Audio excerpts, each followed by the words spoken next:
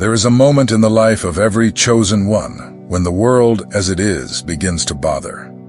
Not from the outside in, but from the inside out. Something moves in the soul. Something begins to call for more, for depth, for truth. You try to fit in, try to smile in conversations, try to go with the flow, but you feel you can't go on. The same things that used to make you happy now seem empty. The same people who used to be your reference now seem distant. The places that once felt like home now sound like an echo. It is as if a part of you is waking up, but the world around you is still asleep. You wonder what is happening. You question whether it is fatigue, crisis, confusion, but deep down, you know. It is not a problem. It is a calling. You are not losing yourself. You are remembering who you are. This material was written for you who feels that ordinary life no longer makes sense. For you who yearn for silence, for presence, for direction. For you who do not want to live on autopilot anymore. You are not alone. There is a whole generation waking up. Here you will find the 9 reasons why a chosen one can no longer bear ordinary life. Not to reinforce your pain, but to validate your transition. Each word was written with sensitivity, to be a companion in this process, to remind you that there is nothing wrong with you. On the contrary, something very right is being born inside there. I am George, and before we continue, I ask you to subscribe to the channel and turn on notifications. The world no longer makes sense as before. The chosen one begins to perceive that the world around him has lost the spiritual logic. Activities that before seemed natural, such as parties, social events, or even professional commitments, now cause discomfort. The spirit rejects the common and seeks the eternal. The soul feels that there is something beyond this exhausting and meaningless routine. This sensation is not laziness or alienation. It is the inner calling beginning to sound louder than the external noise. The mind wants to fit in, but the heart can no longer pretend. It is as if something inside you says, "This is no longer enough for me." What used to be a source of joy has become an obligation. Plans, goals, even old dreams now sound empty. What you called success now seems only another trap. What you called freedom seems a dressed-up routine. The spaces are full, but the heart is empty. And you do not understand how so many people can still smile, celebrate, and move on without noticing this existential emptiness that screams inside. The pain is not physical, but it is deep.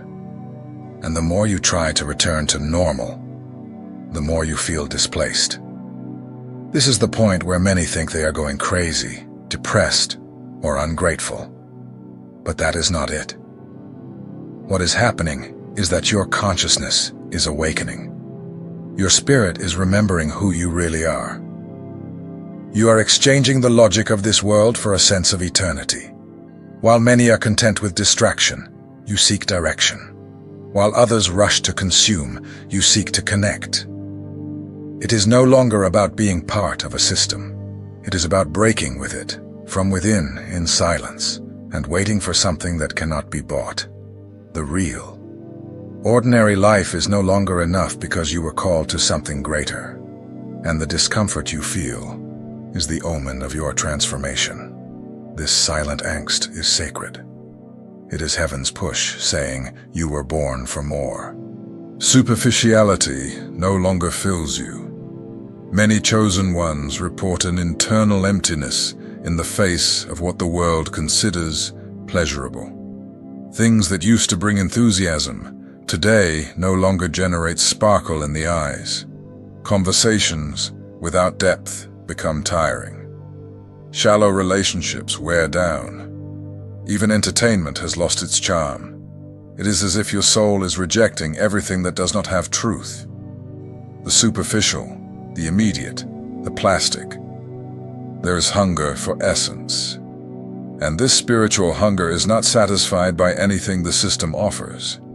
You can no longer smile amidst empty jokes. You no longer feel like pretending everything is fine. Social interactions become a theater where you are the only one who has stopped acting, and that can be painful, but it is also liberating. This thirst for authenticity is not arrogance, it is alignment. You are being drawn to a level where there is no space for masks, where the soul speaks louder than appearance, where the heart is worth more than status. You begin to seek environments where you can be whole, where you can air, grow, breathe, where you can pray aloud and not be judged, where you can speak of pain without being silenced. The ordinary world tries to suffocate this with distractions, but you no longer get distracted. This disconnect with the superficial is a clear sign that you are being separated. God is taking you out of the crowd. He is preparing you for something that requires depth. You will no longer fit into shallow conversations, because your mission is to dive into deep waters. And when this internal change happens, it affects everything. Your taste changes, your circle changes, your routine changes, because what you are seeking is not entertainment, it is encounter. Encounter with truth, with a mission, with heaven. If nothing else satisfies you as before, don't worry. It's because you are waking up, and those who wake up do not go back to sleep. You were made to live awake, and only the real can fill you now. The day-to-day rush exhausts you. The world spins at a speed that does not respect the spirit. People take pride in productivity, haste, constant busyness, but the chosen one can no longer keep up. What the world calls routine, he feels as oppression. Common tasks become obstacles. Going to the bank, cleaning the inbox, always being available. All of this becomes weight. There is a burnout that does not come from the body, but from the soul. As if every common task drained spiritual energy. You begin to feel strange for not wanting to hurry anymore, for preferring to walk rather than run, for wanting to savor life and not just mark it with checklists. But it is not weakness, it is sensitivity. Your spirit is demanding space. It is asking for lightness, for rest, for moments not rushed, but lived with awareness. The noise of the world wounds you. The excess of information makes you sick, and your body begins to reflect what your soul already knew. That is where silence begins to become sacred. Rest becomes a priority. Quiet breakfast, sunset on the balcony, prayer done without hurry. All of this becomes more important than meetings, goals, or social commitments. The rush that the normal world normalizes is incompatible with the pace of the kingdom, and you feel that. It is no longer possible to pretend that being busy is being important. You begin to perceive that the value of life is in presence, not in performance. And even if the people around you don't understand, you know. You know you are being called to a different way of existing. A life that does not demand hurry to be meaningful. A journey that values time, the moment, the breath. If living by running is destroying you, it's because you were made for another type of movement. You were created to walk with God, not to run after the world. The longing for a home you can't find here. There is a longing that has no address, a squeeze in the chest that cannot be explained by the absence of people or places. It's as if the soul remembers something it never lived on this earth, but still misses. You may be surrounded by everything, home, friends, work, security, but inside something is missing. This longing is not ordinary sadness. It is spiritual memory. Your soul remembers where it came from. It remembers what it was like to live without fear, without guilt, without hurry. It remembers what it was like to be in the presence of God before being born here. This feeling is not a mistake. It is a compass. It points to the direction that the natural world tries to make you forget. This longing is the sign that heaven is pulling you back. You look at landscapes, songs, moments, and feel a cry coming from deep within. A cry that is not for pain, but for reunion. As if your essence were trying to reconnect with eternity. People say it's depression, but it isn't. It is revelation. It is the reality of heaven becoming more alive inside you. It is the awareness that what we see here is only a shadow. That the true home is not a physical address, but a state of the soul in communion with God.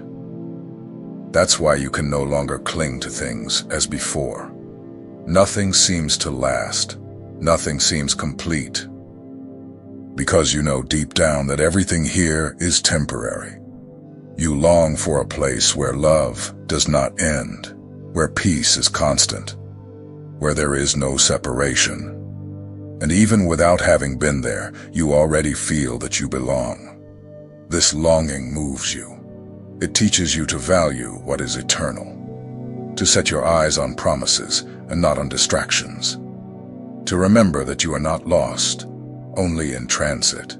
You are here in transit, but your true home is already being prepared.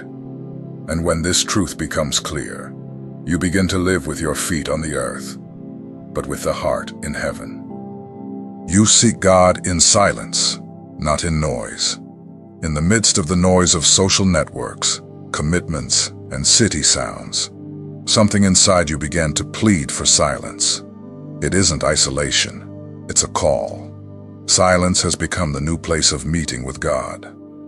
Before, you might have sought answers in sermons, books, crowded services.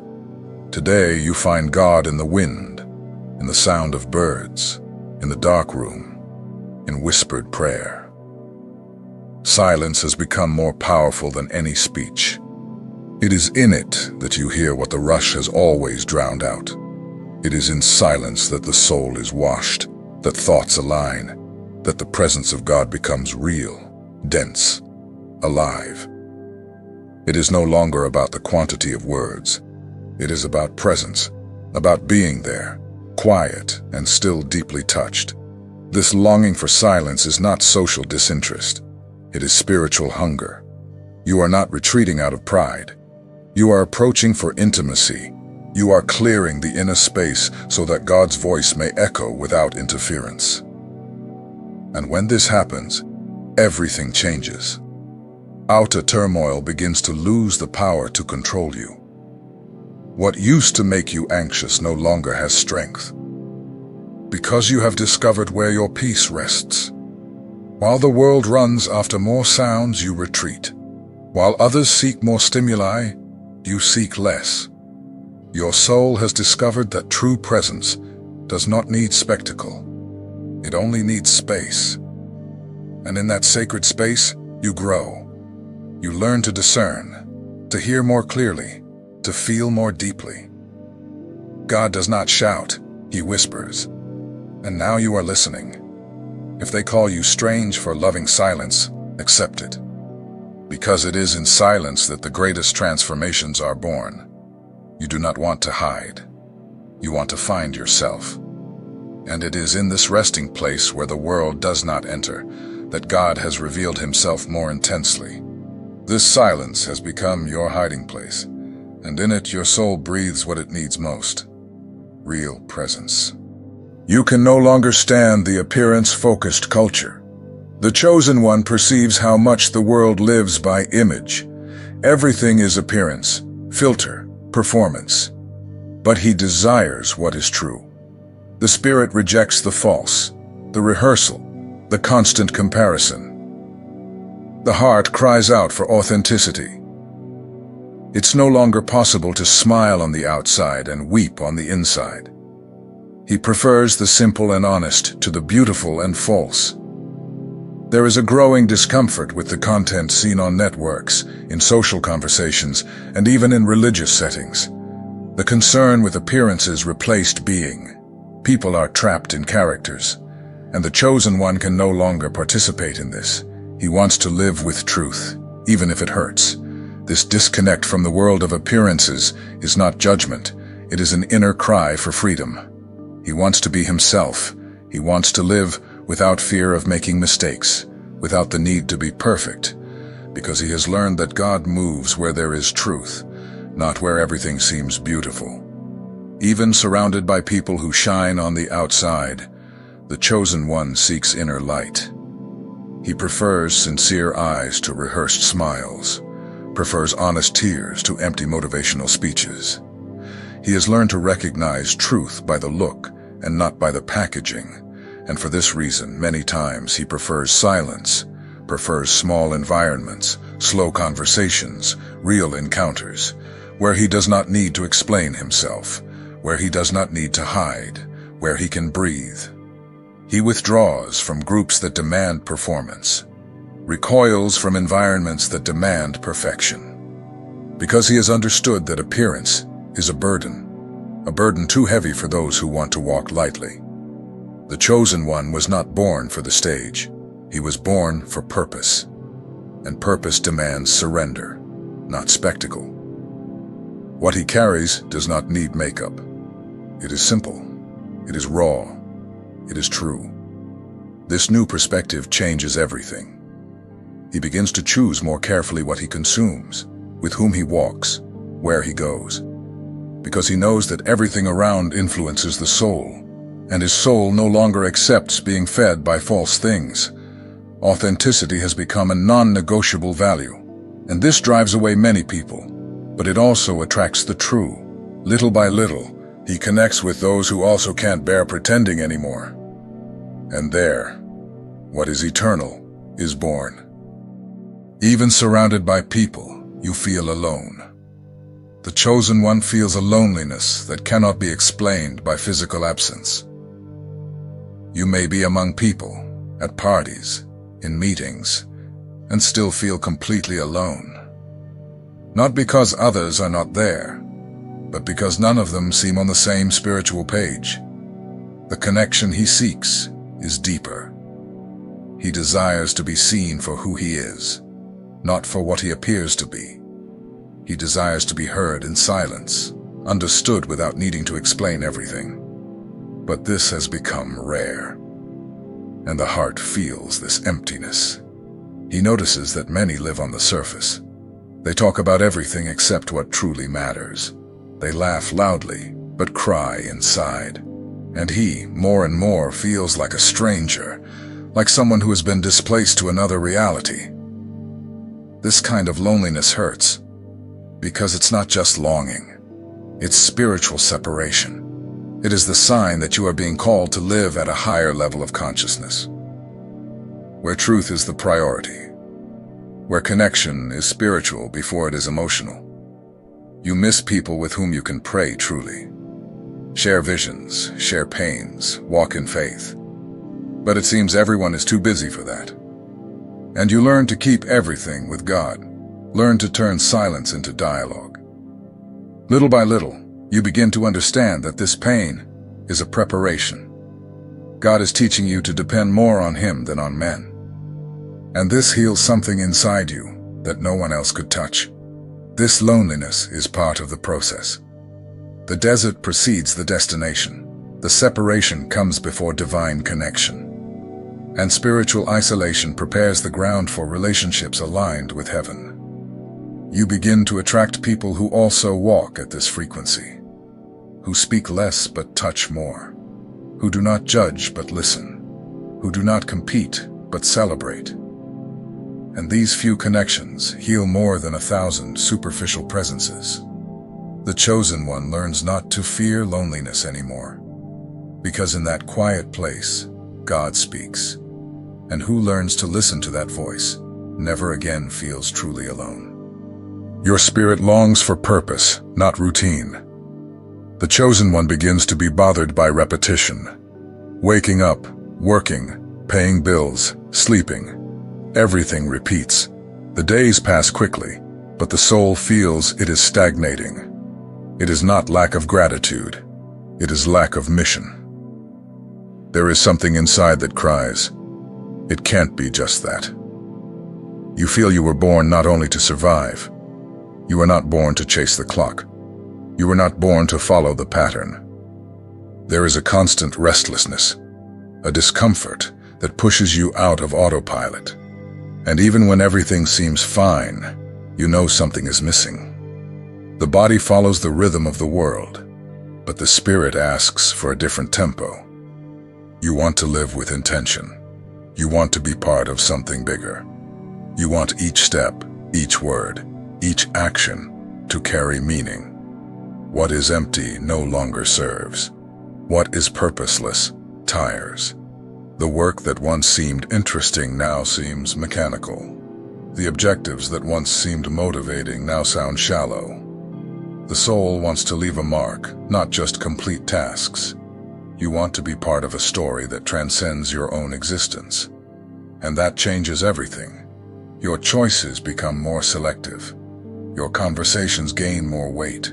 Your prayers become more direct. You begin to filter what is worth your time and what is just taking up space. There is a silent call echoing inside you. A desire to transform, heal, impact. And that desire does not come from the ego. It comes from heaven. It is God reminding you that you were made to serve, build, sow. And not merely exist. You feel you can no longer delay. That you need to take a stand. That you need to get out of the distraction cycle. Even if you still don't know how, you know you need to start. And this spiritual urgency moves you, even on days of fatigue. You begin to see opportunities where you once saw routine. A simple conversation can be a moment of healing. A coffee with someone can become a time of revelation. Even silence becomes fertile ground to hear God's directions. The chosen one wants to live with purpose, and he will not rest until he finds that place of alignment between soul and mission. Because when this alignment happens, everything makes sense. Even suffering takes shape. Even voids become momentum. And when the mission arrives, you feel peace. Because you understand that you were created exactly for that. You stop running, and you begin to walk with direction. You are aligning with heaven, not disconnecting from the world. You are not disconnecting. You are truly connecting. The feeling of no longer belonging to the world as before is not a crisis. It is transition. It is the spirit exchanging the world's references for heaven's truths. Before, everything seemed clear. Now almost everything seems strange. Desires change, priorities change, the view of life changes, and that is scary. But it also brings peace. Because you begin to see with different eyes. You begin to feel what is real. You begin to realize that there is an invisible reality more powerful than the visible, and your soul turns toward it with force. What the world offers no longer convinces you. Ready-made answers do not satisfy you. Distractions no longer work as before. Because now your spirit is tuned to another frequency. You begin to pay more attention to things that previously went unnoticed. A breeze can make you cry. A verse can give you direction. A night of silence can heal you more than weeks of human counsel. External voices lose strength. God's voice stands out. And even without having all the answers, you feel safe. Not because you know the path, but because you feel you are being guided. Now what remains is the certainty of awakening. An awakening that is not confused nor exaggerated, but deep, quiet, and true. Those who have reached here with an open heart recognize something has changed. And this change was not brought about by guilt or despair, but by a subtle call coming from heaven. You are not in crisis. You are in transition. A spiritual crossing that begins with discomfort and ends with the re-encounter with your essence. Each word of this content did not come to bind you to a pattern, but to liberate you from the ordinary. To remind you that you are not from here. You are from above. And for this reason, you could never fully fit in here. The pains you feel, the silences you seek, the changes you face, all of this is pointing in the same direction. God is separating you. Not so you flee the world, but so you live in it with purpose. Not to isolate, but to take a stand. Not to be one more, but to be who you were created to be. Throughout this material, perhaps you have seen yourself in many sentences. Perhaps you have cried, silenced, or simply heard a yes echoing inside you. This yes did not come from emotion. It came from the Spirit, because your soul recognized the truth when it was spoken. And now, you can no longer ignore it. The world will continue loud, distracted, and rush. But you were called to walk at another pace. A pace of peace, of listening, of discernment. A path where each step is guided and not forced. And even if this path seems solitary at times, you will never be alone, because heaven walks with you. This content does not give you all the answers, but it offers you something more important. Clarity to continue, even without seeing the end. Courage to step out of autopilot, faith to live with lightness, direction to walk with purpose, and awareness that a legacy is being formed, even in the simplest decisions. If something here touched your soul, then it was not in vain. May this seed grow, blossom, and bear fruit. May you live awake, and may heaven recognize each day a chosen one who decided not to live by appearances anymore, but by the truth.